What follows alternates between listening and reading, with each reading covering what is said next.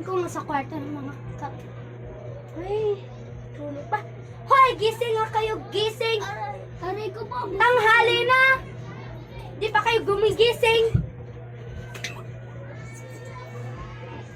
Para kayong mga aso dyan, paluhod-luhod kayo. Mabuti pang magluto na lang kayo ng hapunan habang hindi pa na nagigising mga anak ko. Bilisan nyo!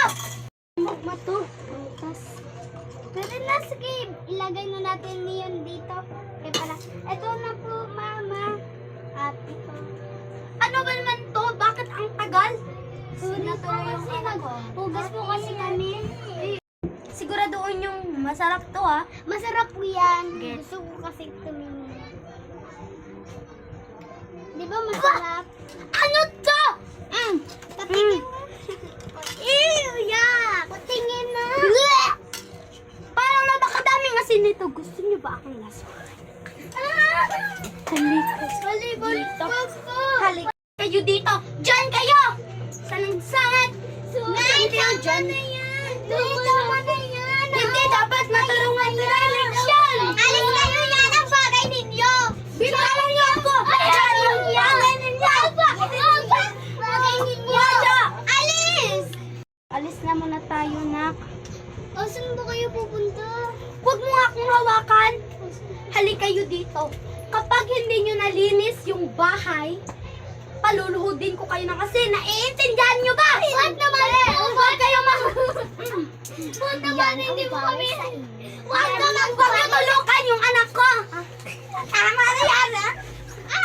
Tinulak yung mga anak ko. Etong bagay sa inyo. Agay! Anong nangyari sa'yo? Dinudumuga ko. Nino?